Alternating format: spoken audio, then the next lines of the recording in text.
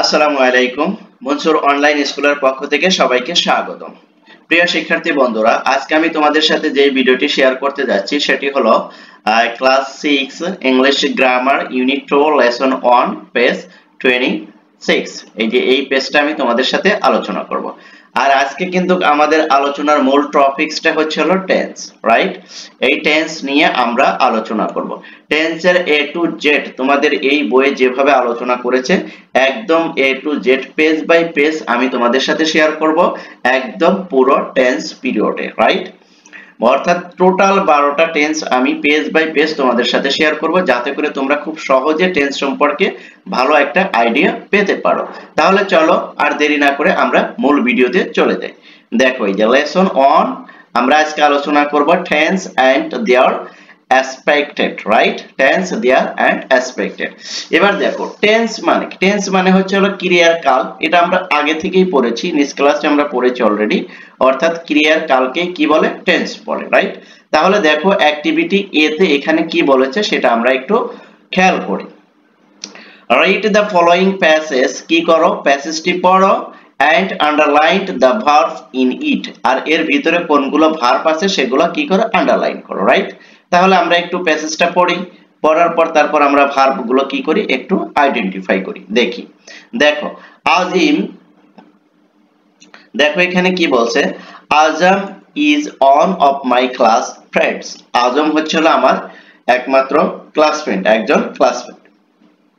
এইখানে দেখো তো ভার্ব কোনটা সেটা আমরা পরে আইডেন্টিফাই করব। তারপর দেখো he lives in Canada now, সে এখন কি করে? কানাডা বাস করে। তারপর দেখো হি অফটেন প্রায় ইমেইলস মি, সে আমাকে প্রায় ইমেইলস করে। আই রিসিভড, আমি রিসিভড করে ওয়ান ইমেইল দিস মর্নিং, আমি তার ইমেইলগুলো রিসিভ করেছিলাম কখন? সকালে। তারপর I will answer the mail soon, আর আমি কি করেছি? তার মেইলের আনসার খুব তাড়াতাড়ি দিয়েছি। এবার আমাদেরকে বলছে যে এখানে ফাইন্ড আউট করতে হবে কি? আন্ডারলাইন করতে হবে হলো ভার্ব গুলো। তাহলে দেখো Azam is one of my friend, one of my close friend, এখানে ভার্বটা কোনটা? এই যে ইজটা, রাইট? ইজটা হচ্ছে হলো ভার্ব। তারপরে হি লিভস, এই যে এই লিভ এটা কি? এটা হচ্ছে হলো ভার্ব। তারপর দেখো হি অফটেন ইমেইলস, এই যে অফটেনটা কি? ভার্বের কাজ করছে, রাইট? তারপর দেখো আই রিসিভড, এই যে রিসিভডটা কি? রিসিভডটা ভার্বের কাজ করছে। তারপর দেখো আবার এখানে বলছে I will answer the mail, এই যে আনসারটা কি? ভার্বের কাজ করছে। আশা করি আমি তোমাদেরকে ভার্ব বুঝাতে পেরেছি। ভার্ব তাকেই বলে যেটা দ্বারা কোনো কিছু করা যাওয়া, হওয়া, খাওয়া ইত্যাদি বোঝায়, তাকেই কি বলে? ভার্ব বলে। তাহলে এই যে এগুলো প্রত্যেকটাই কিন্তু কোনো না কিছু ফাংশন করছে, যার কারণে এগুলো কি হয়েছে? ভার্ব হয়েছে, রাইট? আশা করি তোমাদেরকে আমি বিষয়টা বোঝাতে পেরেছি। তারপর দেখো what time does is verb refer to present past or future। দেখো কি কি করেছে? what time does is verb, এই ভার্ব গুলো রেফার করেছে কি কি? Present, past and future. হ্যাঁ, এই ভার্ব গুলো প্রেজেন্ট, পাস্ট, ফিউচার কি করেছে?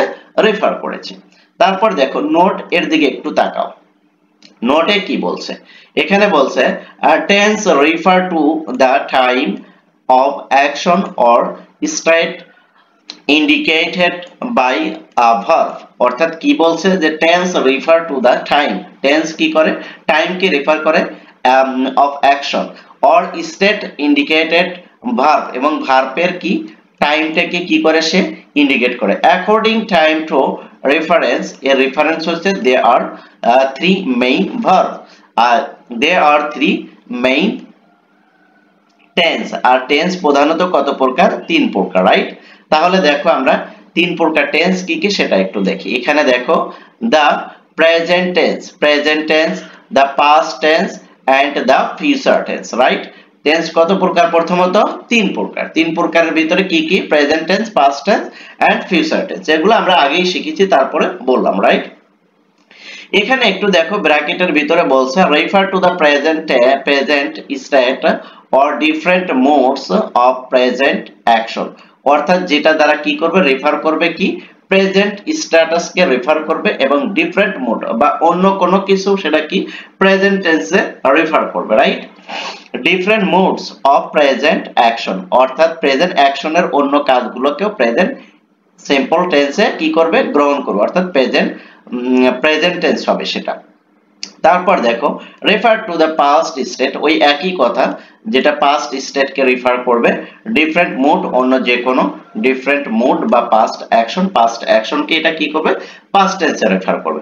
ফিউচারে ওই একই কথাই বলেছে, এটা আর বলতে চাচ্ছি না। দেখো এখানে কি বলছে, each of this tense has four different aspected.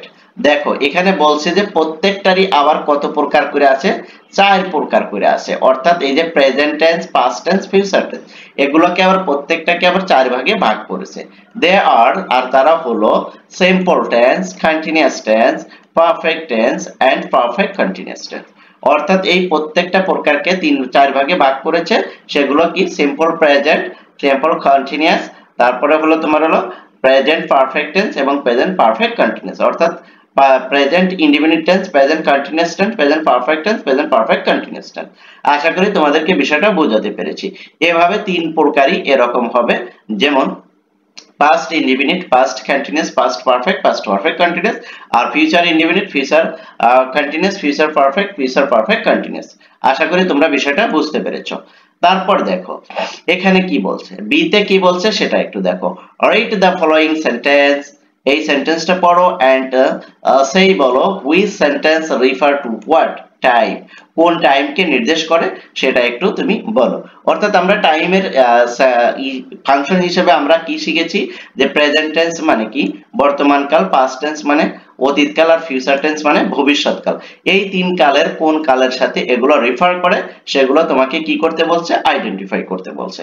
তাহলে দেখো আমরা 1 নম্বরে কি দিছে দেখি একটু, it oftens rains here, it oftens rains here, এখানে প্রায় কি হয়, বৃষ্টি হয়।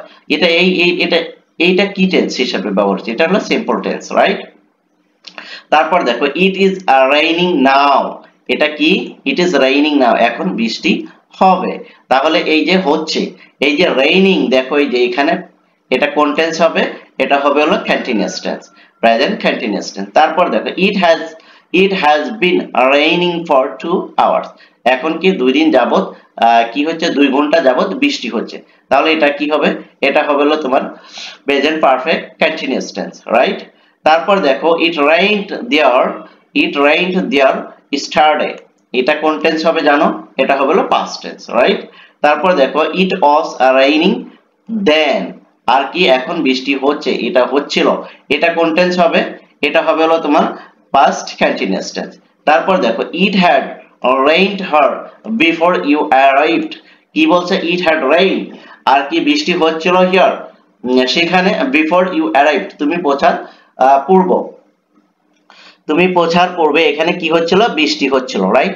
তাহলে এটা কোন টেন্স, প্রেজেন্ট কি পাস্ট পারফেক্ট টেন্স, এটা হলো পাস্ট পারফেক্ট টেন্স।